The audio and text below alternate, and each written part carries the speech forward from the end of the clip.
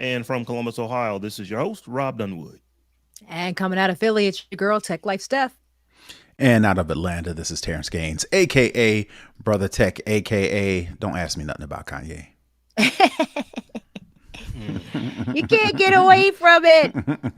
Yay. It's actually Yay now. He goes Oh by yeah, yeah, yeah. Yay. Oh, sorry. Let me respect his He, name. his You know his what? his official name is Yay. I initially, when I heard that, it like his mama called him Kanye. I'm going to call him Kanye, but you have to, it doesn't matter that I just ain't really feeling him. If that's what he decides he wants to go by, who are we to say otherwise? So I will call him Yay if that's what he wants to be known by. But for clarification, we will say Kanye West, so folks who don't know that that's what he wants to be known by will know who we're talking about. All right, so let's So get this over with. yeah, so yeah, it'll be our first story. So before we get there, I want to let everybody know who is listening to the show. You can also watch the show if you head over to patreon.com/the Tech John. We are doing a live stream of the recording of the Tech John, and we also do an after party immediately after it ends. So if you ever want to be a part of that, and you can hang out with folks like Saray and Kai Jim Jeffers, and let's see who else is in here. Wayne Dixon. Wayne Dixon and Charles Hall. We get a bunch of folks usually before we finish rocking with us in the show. If you want to do that, once again, head over to patreon.com/the Tech John. We have multiple tiers over there, but all the tiers where you would support the show, they all get you access to our live stream and our after party. So once again, patreon.com/the Tech John. So, y'all, since we started off talking about Kanye, let's just go ahead and get this without the way here. So, we talked about him. It was our main story last week. What has he decided to do this week? So he hasn't been banned on Instagram and what is Instagram and Twitter, but he is locked out from his account. His account is suspended. So he has decided to buy the social media platform Parler. You guys remember that, right? That one that launched, I guess it was like 2018, 2019. Yeah. Because certain, certain political, folks leaning certain directions decided that they weren't getting enough attention on the likes of Facebook and Twitter and Instagram and stuff like that. So they created this Parler. It ended up getting shut down. I believe it actually shut down. Was it January 6th when they shut it down because of, commentary that was on there that was basically inciting what was going on January 6th at the, at the Capitol. Mm-hmm. But they recovered through that. They were deplatformed. They, were pulled off of Apple. They were pulled off of Google. I think Amazon S3, which is where they were hosted, killed them. But they found some money. They came back. So they had a $20 million infusion of cash. They announced that actually on January 6th earlier this year. And now all of a sudden, Kanye West has decided to buy the company, and they have agreed to the purchase. So that is the tech angle. Kanye West is going to be, if this ever goes through, I doubt that it will, but Kanye West is going to actually own a social media platform. What say you? I don't think this is going to be the flex Kanye thinks it is. I think enough people are, even if it does go through, I don't think it's going to be the flex he thought it thinks it's going to be. I think enough people are sick of him, present company included, that no one's going to follow him there. I think that's the same thing that Donald Trump thought was going to happen with True Social, and no one followed him there. Like the most extreme tin hat wearing folks did, but not enough to sustain a platform in any measurable or significant way. And I think we're going to see that same thing here. I just don't think it's going to be the flex he thinks it is. I think people are sick of his shit, basically, and that's where he can go to fade out and ride out into the sunset or whatever he's going to do, and just kind of go away. So So in addition to that, I think people have learned, like Stephanie said, present company has learned to kind of tune Kanye out. But I think there are people who have learned that Kanye if done correctly, can be a come up, right? So I give you a positive and a negative, and we'll probably get into this later, but I kind of highlight it, right? So the whole White Lives Matter shirt thing, right next to him was Candace Owens. She wore a White Lives Matter shirt too. She went on TV and kind of backed up or supported or defended his anti-Semitic content. And then, of course, he gets kicked. So like Robb said, got kicked off of, well, he's banned or whatever you want to call it from the popular suspended from restricted. There you go. Restricted. He's been restricted from the most popular social media sites. And it seems like Candace Owens, another person that we really don't want to forget, we do want to forget as well, has figured out, let me figure out how I could use Kanye for a come up. And that's basically it. And he don't even see it. Word on the street is Candace Owens is in a relationship or married. She's married to the guy that owns Parler. To the guy that owns Parler. Yeah, George Farmer is her husband. Stephanie mentioned that most of the people did not follow Trump to Truth Social. Similar to Parler, it was like this big drum up during the whole cancel culture. We gonna take our ball and go home, and nobody went with y'all. so sites like Truth Social and Parler, while the numbers look right, probably doesn't have any staying power, right? Mm-mm. So here's the thing I would say about the numbers. They say they have 16 million users. But no one really cares about users. They care about monthly active users. They care about daily active users. I looked hard for a while today to try to find, okay, of those 16 million people who at some point signed up and haven't canceled their account yet, how many of them are logging into your platform and using it? Can't find anything on that, and they're not publicly traded. They don't have to release that information, so we're never going to probably see that information. But I question how popular Parler actually is. Right. So, and I'm pretty sure Candace Owens and her husband questions how popular they know Parler is. So they were like, all right, let's set Kanye up for the okie doke. So and that's exactly what happened.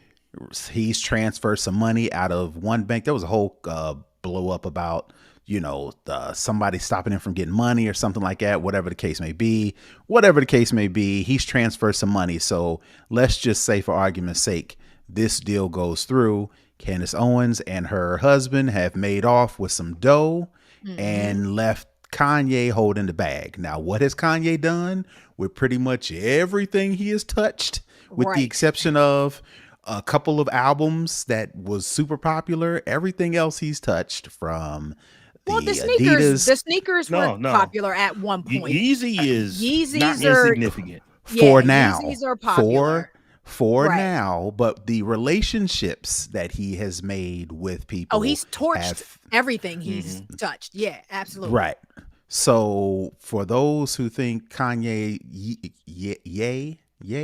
it? Yay. Yeah. Is going to be some sort of champion, again, you are in for a rude awakening. So, but again, like I said, Candace Owens and her husband is going to make a nice little piece of change off of this and be like, they you coming handle up. This, right? They came so that's way up.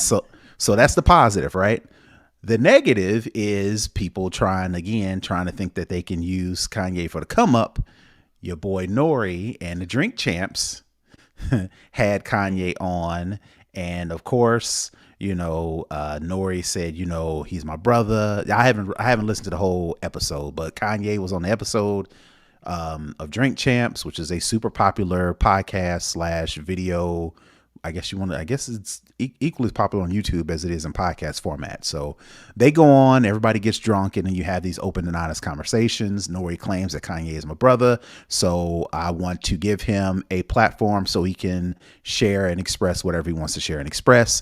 Kanye went over there and kind of said the same old kind of anti-Semitic, anti-black things, and then after the episode aired, of course, the black folks was like, yo, what you're not about to do is let this brother get on here and wax all this craziness on stuff we love. So then Nori, he had to go back in damage control and go on the Breakfast Club and go on all these places and say, you know, it was a mistake. He should have did what LeBron and old boy did when interrupted when they were like, we're not airing this episode because this boy is tripping. And you know, everybody trying to get clicks, everybody trying to get likes, everybody trying to their own detriment at this point. I will be curious to see number one, if the Parler deal goes through, Kanye's going to sabotage it because he's going to insist that he's capable of running a tech company, which he's not.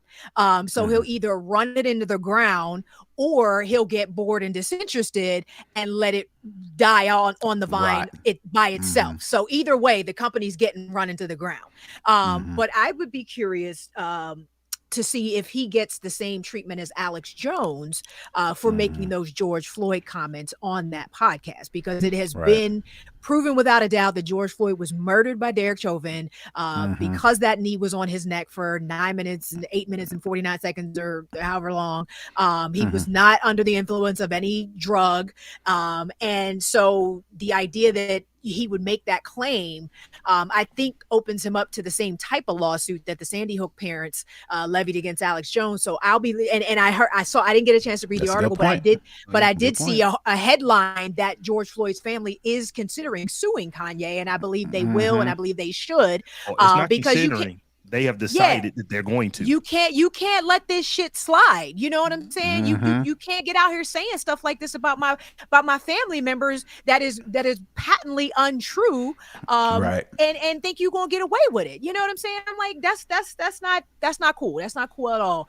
And the other thing I will say is, I thought it was very interesting that no one is really coming to his defense necessarily at this point, especially Texas Attorney General Ken Paxton, where Texas now has a law that says social media companies have to let everybody say whatever the F they want to say.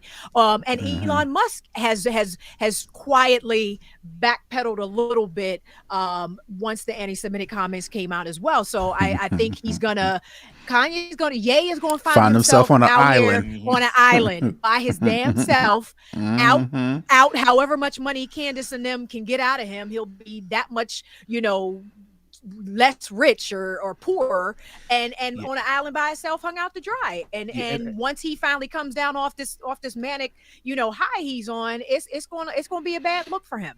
It's gonna be a bad look for him.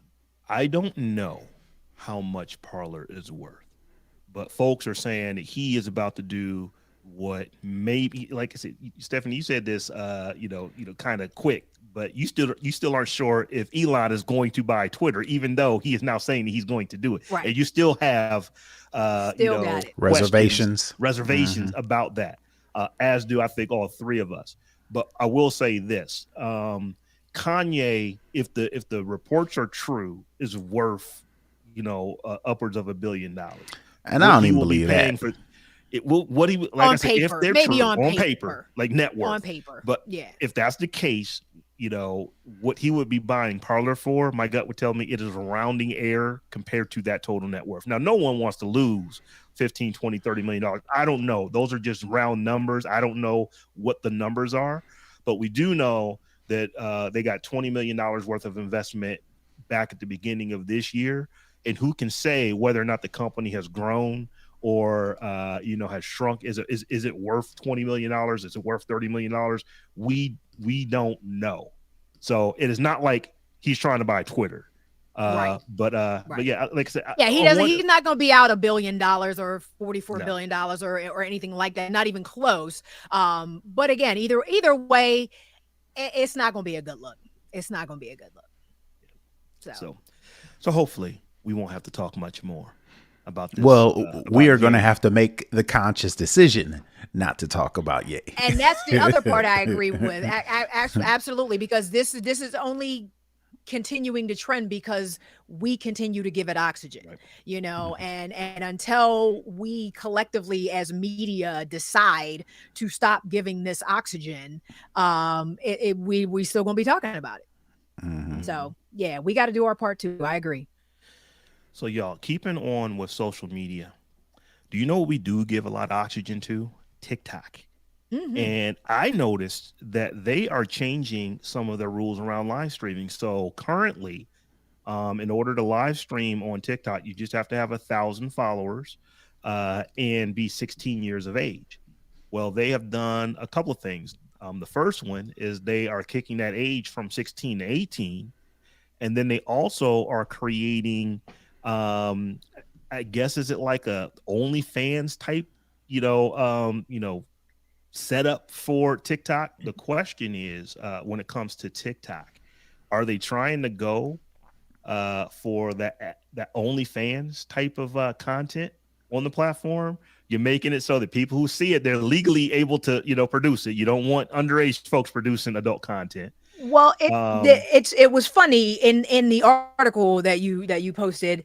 Um, TikTok says adult only streams could be used for things like certain comedy routines or when creators want to discuss life experiences that they'd rather not have kids watch. And I was like, GTFOH exclamation point. I'm like, you know good and damn well it ain't gonna be no life experiences being discussed on adults only TikTok. We all know what is going to be happening on adults only TikTok, and it ain't nothing life experience related.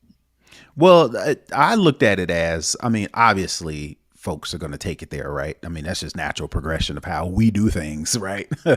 I was looking at it more as TikTok trying to go up against a YouTube. You know how when you upload things to YouTube, you have to specify, is this made for This is for kids? kids. Yeah. Or is it not? Because, YouTube got into some trouble about that. And they're like, all right, well, to put the kibosh on all that, you got to specify before you even upload whether this is for kids or not. Right now, even just because it's not made for kids doesn't mean you about to take it all the way there. It could just make sure YouTube says, now look, when they uploaded this, They we said. get we got out of the way and let them do Hmm. whatever, right? So I'm Hmm. thinking with the live streaming and the fact that live streamers want to make money off of this, seems like TikTok maybe is trying to go up against a YouTube, and just in pure popularity of TikTok as it relates to short videos, YouTube still runs the table when it comes to live streaming, right? Maybe TikTok is like, all right, well, if we got to compete, we got to make sure we get out of the way. So when something goes sideways, we can say, see, they marked it this way, so our hands is out of it. But it's like it, and I mean, and all of this is optics because at the end of the day, you can put whatever age you want on the account that you That's true create. too. So That's true too. it's just like I guess this is some more CYA type stuff. I can see that being more CYA type stuff, but is it going to be effective? Probably not. So here's what I find really interesting about TikTok. So the parent company, ByteDance, we've heard before that they are a Chinese-based company, Hmm. and in China they don't have TikTok. In China, they have, ByteDance creates a parallel application. It looks like TikTok. It has TikTok like functions in it, but it is not actually TikTok. I think it's called Douyin, Doyen.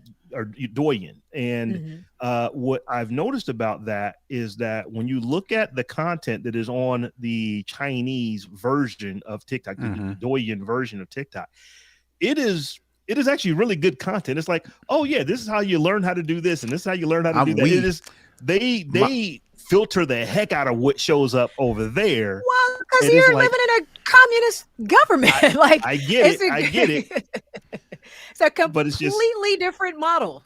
oh, Completely I different. get it. I'm just making the point that it's like they are about uplifting their basically their culture. And over here it's like, nah, let's take But this see, to, they're only let's about go that level because the 6. government they're only about that because the government makes them be about that. That's Human right. true. nature That's is what that's it true. is. Yeah, You it know what is I what it mean? Right. is. If they didn't have any of the restrictions they had on that platform, it would look just like TikTok. Best Mm-hmm. believe. So it's just it is what it is. Humans are awful people sometimes. So Right. I thought that was funny. Yeah, That TikTok wilding. Y'all raising the age. And to your point, Terrence, about are they just doing that like with on the YouTube video? Every time we post one, you have to click that checkbox. Is this for children? Is Mm-hmm. it not? Maybe, but when I read more into the article, and then when I started looking at some of the stuff that's supporting the article, it's like this looks like it is more, I don't want to say adult content, but it is definitely more adult in nature, because I mean they're coming out and saying when you want to have conversations that you don't necessarily want kids paying attention to, YouTube doesn't really get down like that. It's like, if it's can we put children's commercials in it, or can we not? Well, Should so 13-year-olds or younger be watching it, or should they not? I wasn't taking it that way. It was like, no, this is going to be adult conversations, adult themes, adult words. TikTok after dark. Exactly. That's what I was thinking. but think Not you, full on OnlyFans, but somewhere in between, which you can get away on YouTube, and and what you can get away with on OnlyFans. I there are a lot of parents out there with kids, with young kids. I have a personal problem with people using their kids as pawns anyway for social media influence, and using the family dynamic as a way to promote, your channel and things like that. That's a whole nother thing, right? But in addition to that, there are a lot of kids that are active on TikTok, and I've seen it in YouTube to where creators, either for kicks, either because, like Stephanie said, they're terrible human beings, they purposely try to weave adult things into supposedly content, air quotes, that was made for kids. And I think TikTok knows this. And like I said originally, they're like, all right, so before we jump into all this, because it's going that way, whether it be adult, what is it? What is the thing? OnlyFans. I couldn't think of the word.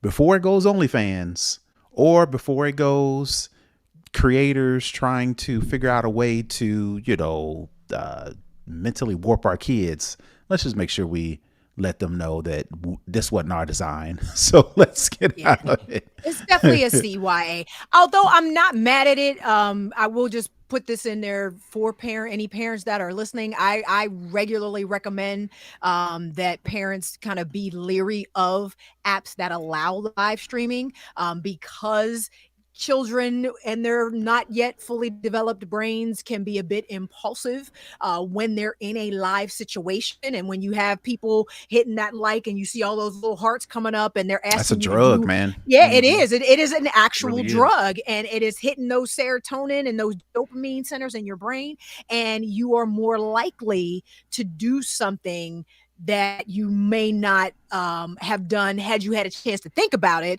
But you got 50 people in your life saying, hey, pull your top up, show us your blood, you know what I mean, or whatever, or and eat so soap pods. or anything, you remember that? anything.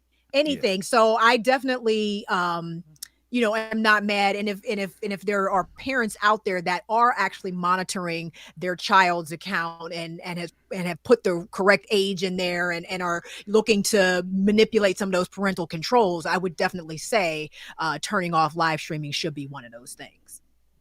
Mm-hmm.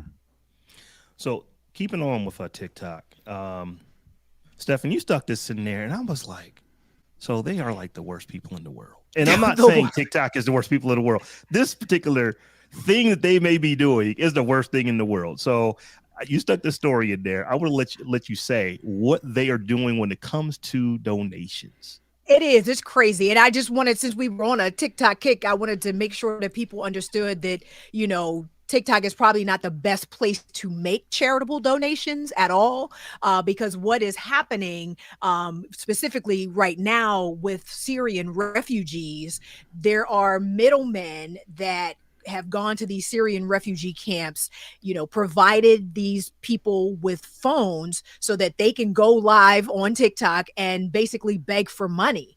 But what is happening is that between the middlemen and TikTok themselves, the refugees are only getting pennies on the dollar for the types of donations that people are making. So, you can send little gifts to people that are live, and those gifts cost money, and those people get money. And they were saying something around the effect of a $500 lion that gets sent to one of the refugees. They only end up pocketing maybe 150 of those dollars, of that $500, so less than half, basically. So, and we saw this before as well when the war in Ukraine first started.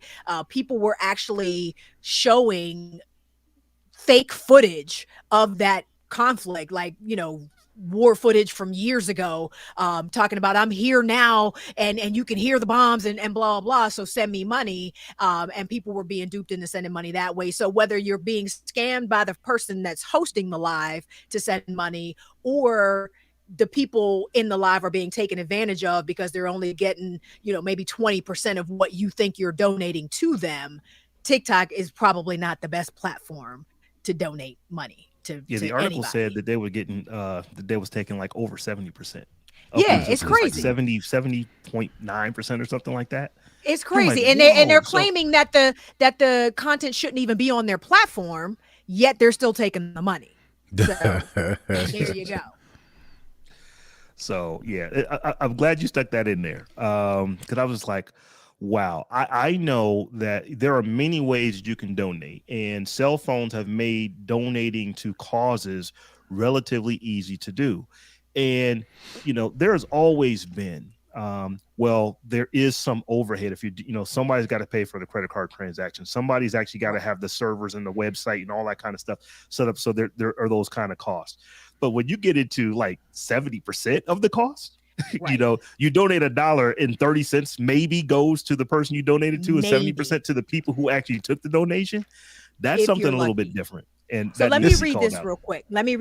This one little BBC reporter sent a Syrian journalist posing as a refugee live streamer $106 in gifts in an effort to see what percentage of donations refugees actually keep. The reporter's account balance sat at $33 following the test. So TikTok took 106 minus 33 is what TikTok got. The funds, however, continue to trickle away further still. Money transfers reportedly skim the remaining funds by around 10%, and then the middlemen reportedly then took 35% of the remaining balance. In other words, for $106 worth of gifts, the streamer only walked away with $19. That's crazy. This is a clear hustle because they know that these people are down and out. And not only that, they know that they can't directly, whether it be because they are moving around and they don't have the time to sit down and substantiate how they're going to take money, or they just don't have the technological wherewithal to say, hey, Cash App, whatever the case may be, right? So these people know this ain't even a, like you mentioned, Rob, earlier, when some of those hurricane reliefs come through, like Red Cross, and, Red Cross will say, oh, administrative fees and yada, yada, yada, yada. You could make that argument. Yeah, American Red Cross is a corporation and they need to, take some money in order to keep running. And some of that may come from the funds that you said was going to go to hurricane relief or whatever the case may be. You could even make that argument, but these cats know that these people do not have the wherewithal or the actual infrastructure to actually get this money.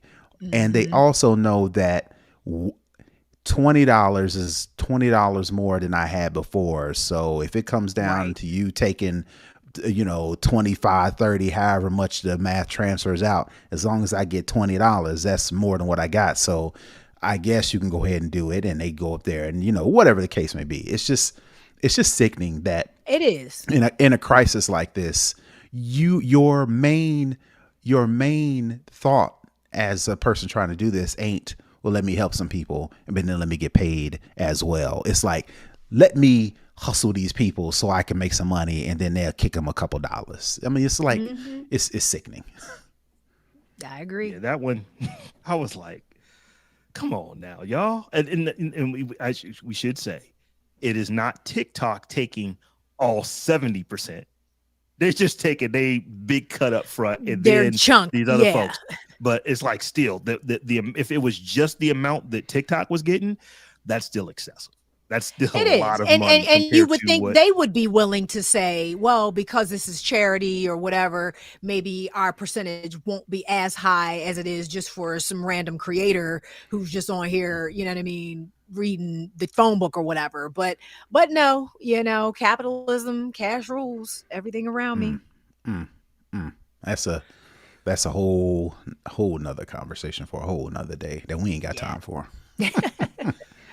So before we get Good to old our capitalism. main story, y'all, we had this one quick hit. Terrance, I think you stuck this one in here about what is going on with student loan forgiveness. And it looks like the beta for the website where you can actually go, and if you have outstanding student loans, if you have a Pell Grant, I believe you get 20 grand. If you don't have a Pell Grant, I believe it was $10,000 in relief. But that website just went live, if I'm reading this correctly. Yep. They'll begin testing. I'll just read actual quote from the story. Department of Education will begin beta testing the student loan debt relief website.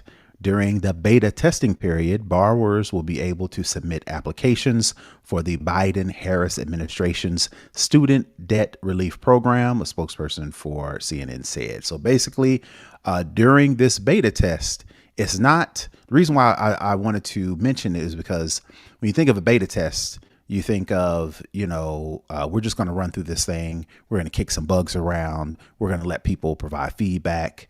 Things may or may not work. The intended result may or may not be what you think it is. But this is a little bit different because according to the story that I'm reading, if you do go through the process during the beta period, you will not need to reapply. So it's not just you putting some data in and seeing if it works. You will actually be able to go through the process. You'll get a confirmation email. And then once the site actually goes live for real live, you, again, like I mentioned, you won't be able to reapply, and you could get your funds if you qualify within a couple of weeks, what they mentioned. So Stephanie's halfway grinning. But according to I would be leery of a government website that promises you don't have to reapply. I mean, we all saw what happened when the with Affordable Care Act healthcare.gov. was, yeah, man, I come was just going on. to say, I would be that super leery. we have Well, so learned things from when that rollout went down.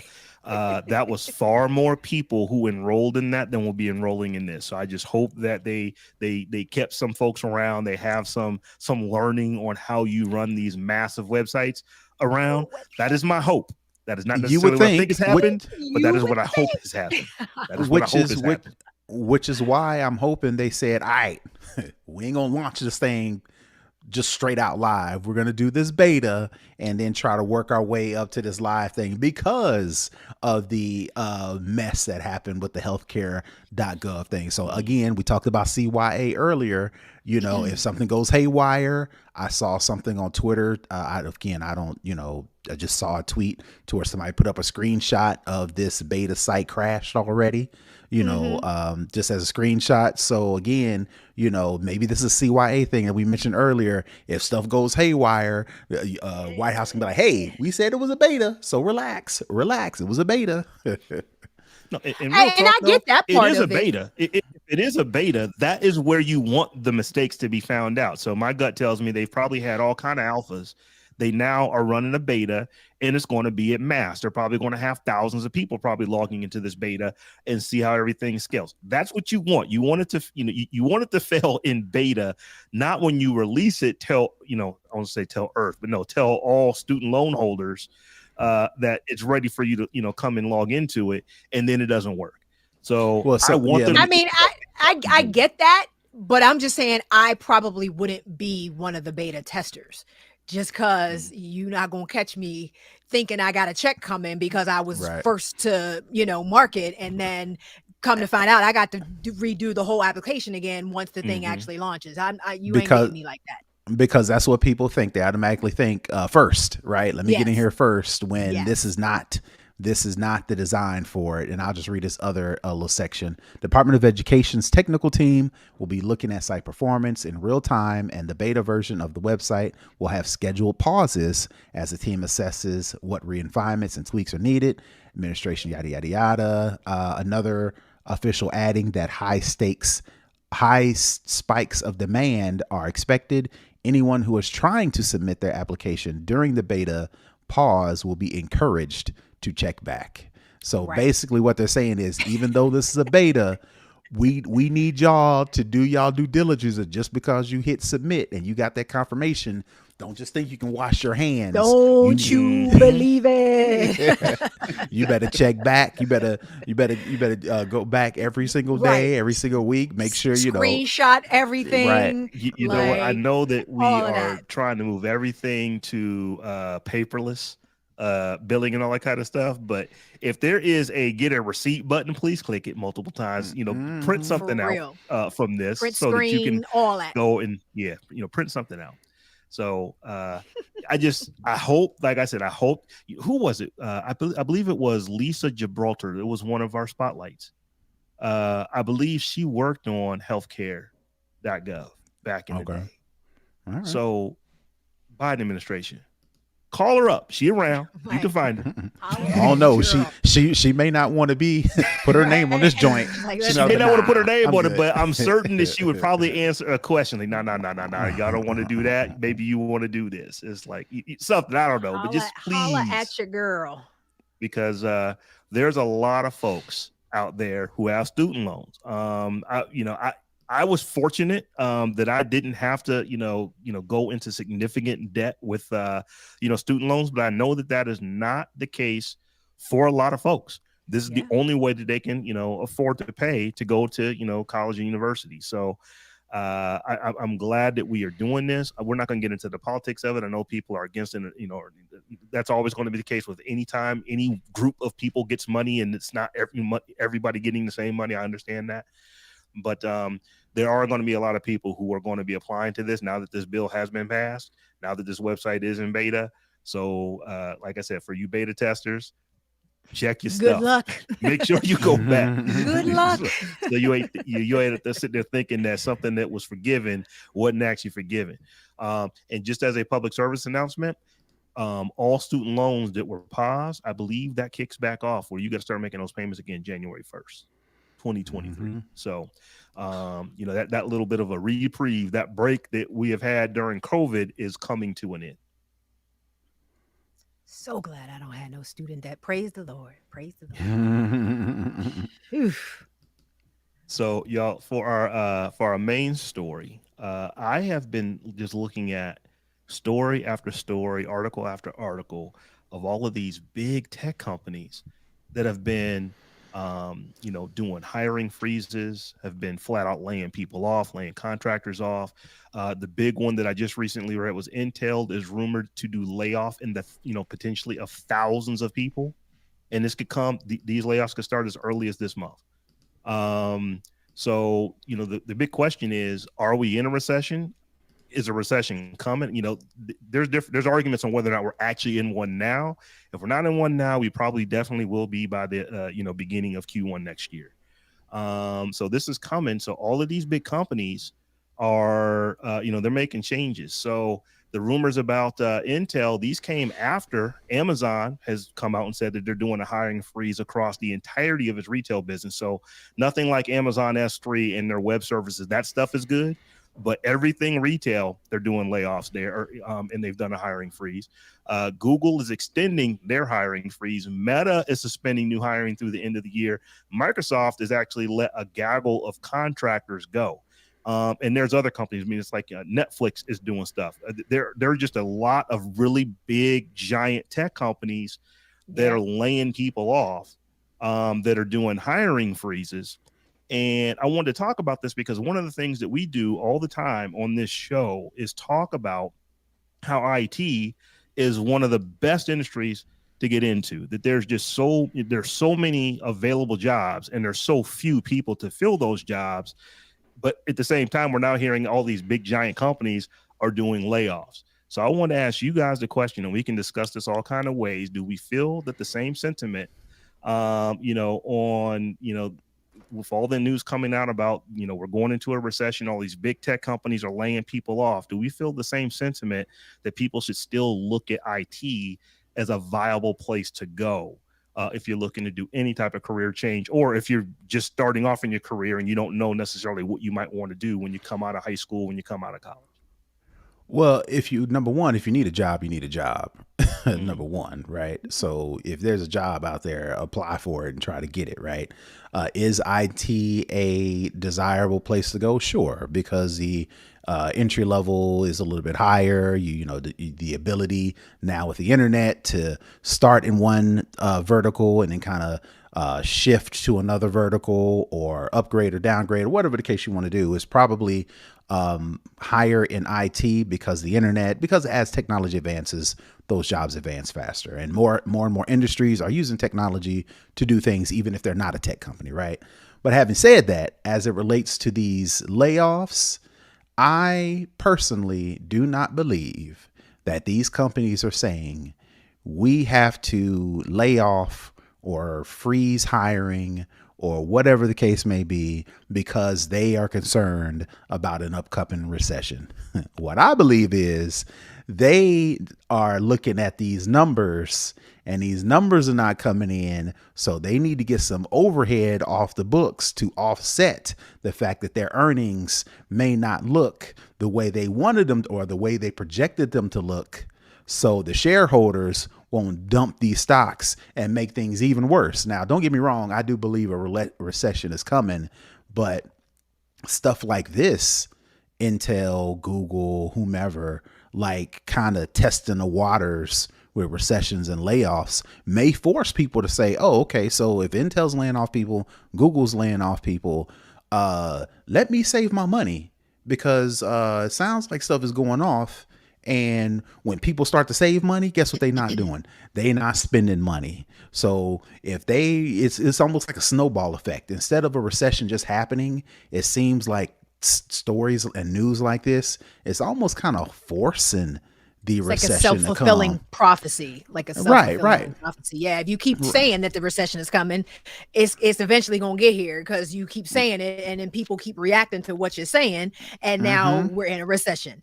Yeah, Right. I think I agree with most of that as well. I think we are in a period of very high inflation, and ad spending at a lot of these companies has dramatically reduced. So that's a part of it. I think Crunchbase had a number, said as of mid-October there have been 44,000 layoffs in the tech sector this year. I would tend to believe most of those were in kind of marketing functions, non-technical functions. I don't believe necessarily that software engineers are being laid off en masse at this point anyway. I think that gold Support rush functions. exactly, that gold rush to get into tech spread to everybody, even people who weren't coding and didn't Project have managers, computer science degrees and stuff like that. So those are those are the first to go, unfortunately, because the companies still need to run. So you're not firing the engineers no time soon. I mean, like I said, some of them might catch a L, but that's the lifeblood of the company at the end of the day. So I think we're going to see that, and it'll correct itself eventually. But we're going to see a lot of those type of functions, those non-technical functions in these tech spaces probably go away for a little while. And it is what it kind of is what it is. You know what I mean? To your point, they're trying to prepare for the recession and for these earnings marks that they're missing and stuff like that. And they're cutting the fat, and that's what companies do. Which, before you go, Rob, which is I like the ultimate point I wanted to get to as it relates to people, loving IT. Just be wary that these companies are a company. I don't care if it's a healthcare company. I don't care if it's an IT company. I don't care if it's a controversial, I don't know, what do you call it? The nonprofit. They are still companies.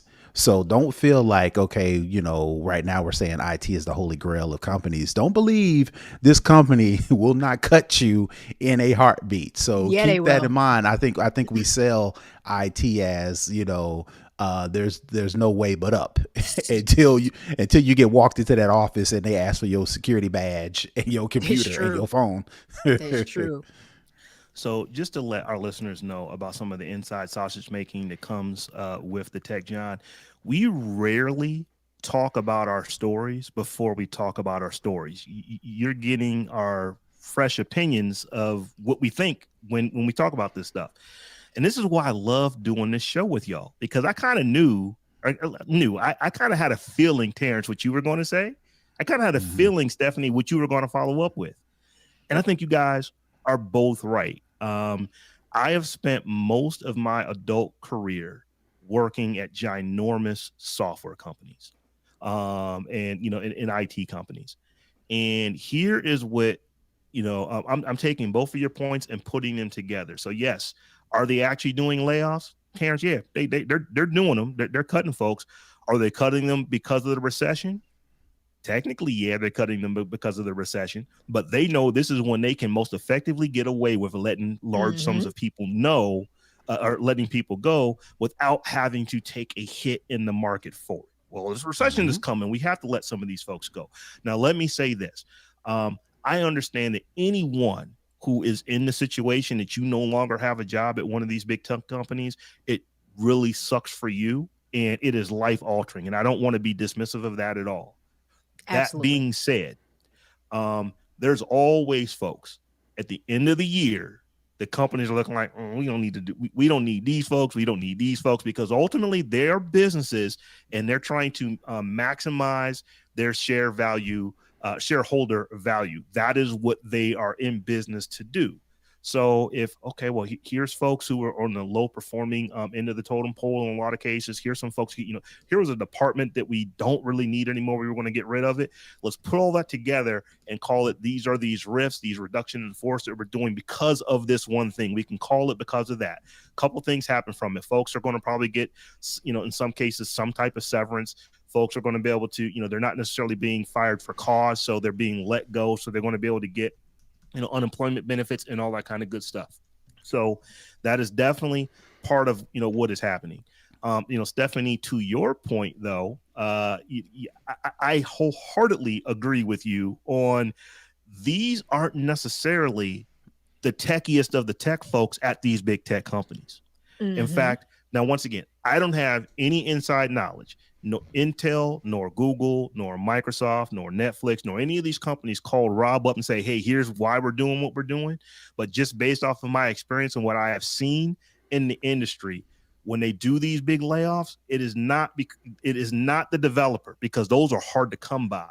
It is not it's not the video producer. Those are hard to come by. It is not the product manager, project manager.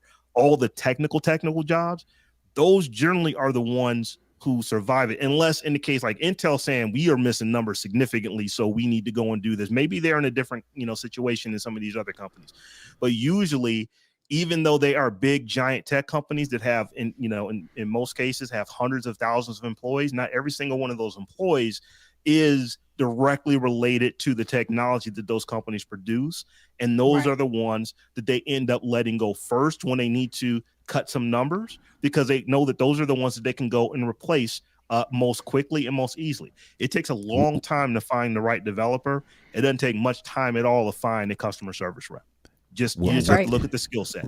So, like with I the said, ex- I I would go say ahead. with the exception of those C-level executives, they tend to hang around and get True. survive True. these Or they recessions and don't, these and lows. they just walk away with ridiculous golden parachutes that Hmm. them no longer working is exactly like what they when they were working.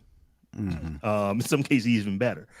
So, yeah, so how do we feel about this at the Tech Giant? I still feel, and this is my opinion, I'll let you guys chime in and give yours, that IT, information technology, there are so many jobs. We just talked a few weeks ago just about the number of open cybersecurity jobs that are available right now.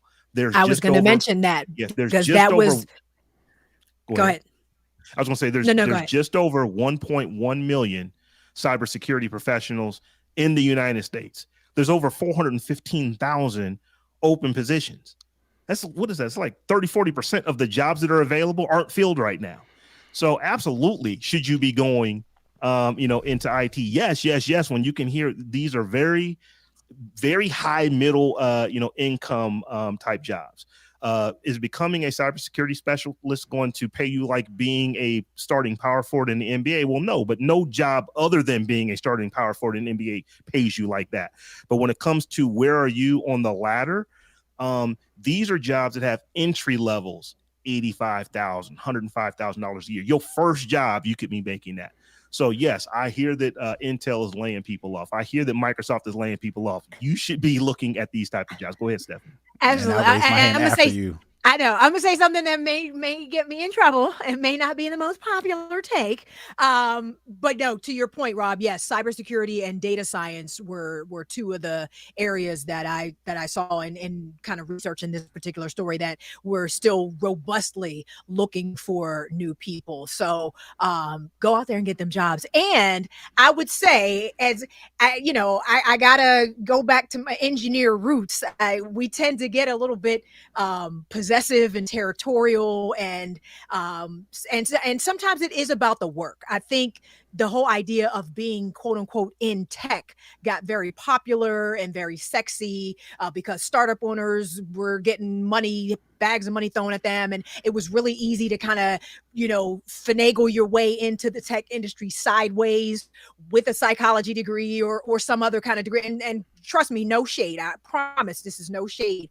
However, if you are thinking about what you want to do and what you want to be when you grow up and what you want to study, maybe it's worthwhile looking at something that is going to be somewhat future proof and somewhat recession proof, and maybe that requires doing a little bit more work, and maybe it's not going to be a 6-week boot camp that gets you in there. Maybe it's going to take an actual computer science degree or some other sort of formal traditional education so that you have this spot that can't necessarily be taken away from you so easily. So like I said, the tech industry needs all different types of people to make it go round. But I think we really started kind of missing what was foundational, if you will, in that space to get the quick money. And I think maybe we need to be further encouraging our young people, especially, to get into computer science. It's a little harder. I get it. I did it. It's a little harder, but in the long run, this is chestnut checkers. If you want to be able to say you have a career in tech that is going to have any sort of longevity whatsoever, you need those skills. You need those skill sets. And sometimes a 6-week boot camp ain't giving you that. And what I was going to add was what's happening, not especially, but I will use a recession as an example, right? The reason why people are about this looming recession is because people are not spending money. And the way this, let me not say that. That's not factually incorrect. But what happens in a recession is people stop spending money, right? Because disposable income, people trying to save more. So they're not buying cars, they're not buying houses, they're not using credit, all these things, right? The reason why, and we can talk about this a little bit at the after party.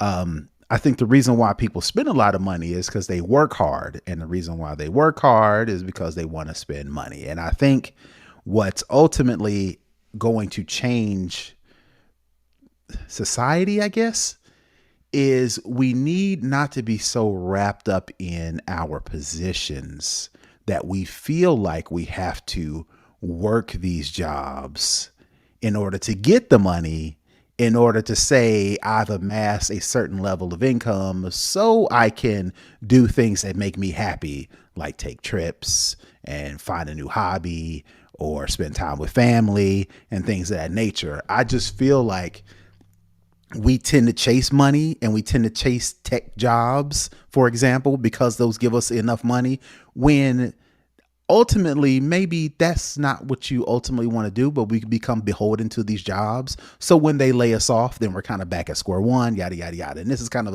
a long thought out thing. But the point I was trying to get at is, even though, yes, tech IT is a good field to get in, especially engineering, especially developing things of that nature, don't lose sight of who you are so much so that you are beholden to these companies. Chasing the coin. Yep. And not I even think just that's the other side of the flip side of what I was saying. It's like, get the real skill if you want to do it, but do it because you want to do it. Don't and do know it what 'cause time it's it gonna is get- with these Yeah. companies. Yes. That's what I was trying to get at. Know what time it is with these companies. There are people who are, their whole being is wrapped up in their job title or what they do. When you say developer, you see people with the hoodies and they've got the cool little coding words that if you know coding, it makes sense on the t-shirt. People get so wrapped up into that to where that is who they are. So when this company goes away or when they lay you off, now you back at who am I, right? Because you have worked so hard to get these degrees, to get these sexy jobs at these sexy FANG companies, that when that goes away, you like, all right, or you get burnt out, right? So it's I think, we need to make sure that yes, while going to IT is ideal, please don't let that define who you are to where if you run into a roadblock or you have to change, that you're not, beside yourself with what I'm gonna do next. I guess ultimately is what I was trying to say. Terrance got like hella existential. I'm not having a went crisis. I'm not the dark blue part of the ocean on that one. Hella existential. I'm not having a crisis. I You just going through see. something you want to talk I'm about just- at the after party? I just see how things are going, and it's like, man, if we didn't need the titles and the money, I think we would be in a better place. But it's almost like we're not helping by chasing certain things. And if we could just figure out how to get out of that, then a whole lot of other things, health wise, happy wise, even money wise, things would be a little bit. But that's a whole nother conversation I don't think we have time for. I'm going to just paraphrase what both of y'all just said. Terrance is saying that chasing the bag, when you catch it, are you happy? Yeah, exactly. You need to check that. And Steph is saying, not everybody can be a non-tech co-founder. Somebody actually got to be able to do the tech. Somebody actually got to be able to do Somebody the got to work. actually be able to I'm do it. just Somebody saying. actually be able to do it. I'm just saying. So we go. I want to tell a story when we get to the after party, but that's for the after party. But I'm looking at the clock, y'all. We are right at the top of an hour. And before we get into telling folks how they can get to us, I do want to give a shout out to a new patron. So Philip Barnett is holding us down over on our Patreon. So we want to give a shout out to Philip. I hope that you join our Discord and come hang out with us over there. That you have the opportunity to join us on some of these live streams that we do. But yeah, I wanted to give a shout out to Philip Barnett, who is our new patron. So with that, Tech Life Steph, why don't you go ahead and tell folks how they can get at you? Just holler at me all around the web at Tech Life Steph. And you can find me on the internets at Brother Tech. It's BROTHATECH. And I am at Robb Dunewood on all the things. And we also are at The Tech John, The Tech JAWN on all the things. So until we meet again in a week's time, peace. Peace. Peace.